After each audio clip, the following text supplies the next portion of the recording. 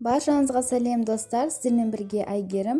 Бүгін сіздермен осындай керемет дәмді болып шығатын чак-чак дайындайтын боламыз. Видеоның соңына дейін қарап, каналға тіркеліп қойыңыздар. Ыдысымызға 4 жұмыртқа салып, үстіне кішкене тұз саламыз. Және де ас содасын қосып, жақсылап тұрып араластырып аламыз.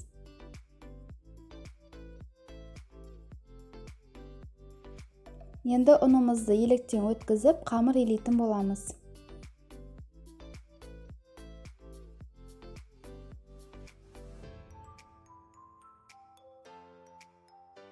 Осындай қамыр шығады. Енді осыны целлофан пакетіне салып, 15-20 минутқа демалдырып қоямыз.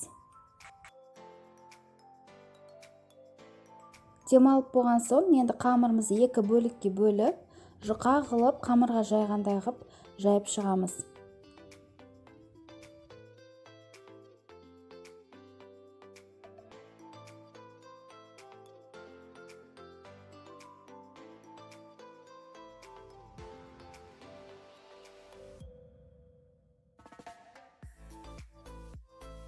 Міне мен екеуін де осылай жұқа қылып жайып алдым. Және де ұн сеуіп 5 минутқа қойып қойыңыздар. Сонда біз жаңа кескен кезде бір-біріне жабыспайтын болады. Осындай жолақтар істеп шығыңыздар. Және де кеспеге кескенде кесіп шығатын боламыз.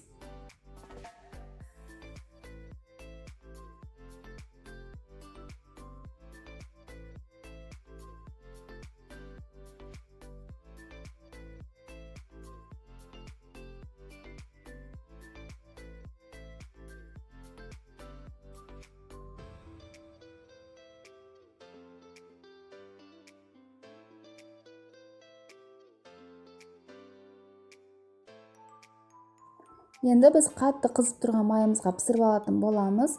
Міндетті түрде араластырып тұрыңыздар, біркелкі болып пісуі үшін. Сонда қызарып жақсы болып шығады.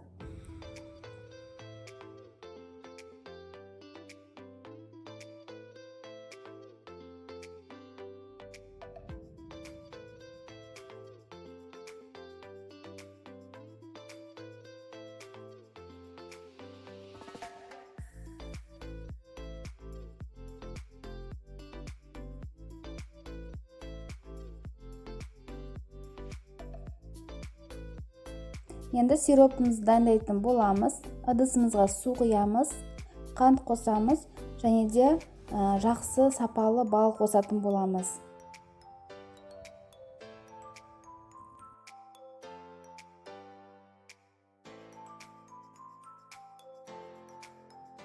Енді плитамызға қойып, жақсылап тұрып араластырып аламыз.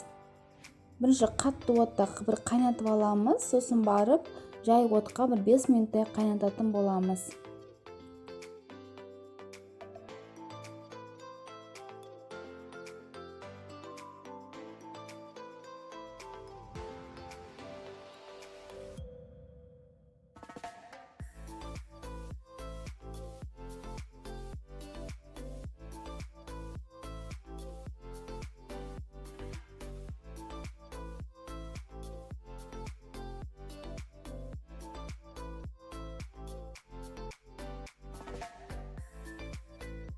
Енді мен чак-чагыма үстіне осындай мейіз қостым.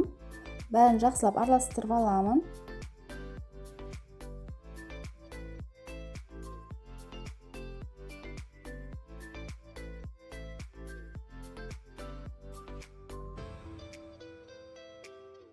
Енді үстіне осылай ыстықтай сиропымызды құйып шығамыз. Және де жақсылап тұрып араластырамыз, біркелкі болуы қажет.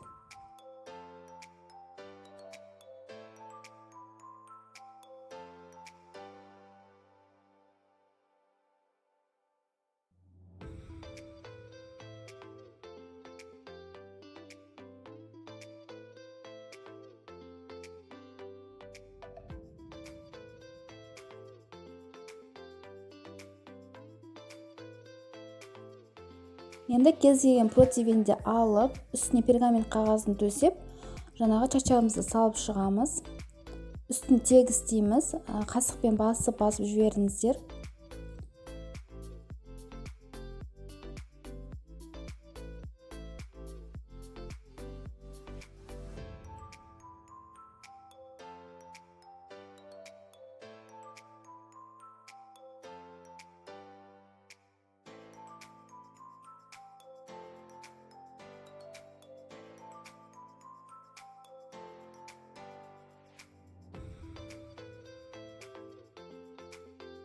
үстіне пищевой пленка төсеп, үстінен тағы да басып шығамыз.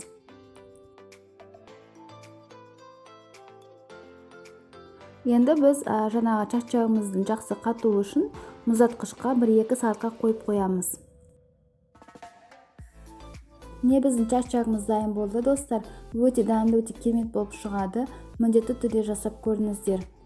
Және де шайға ұсына берсеңіздер болады.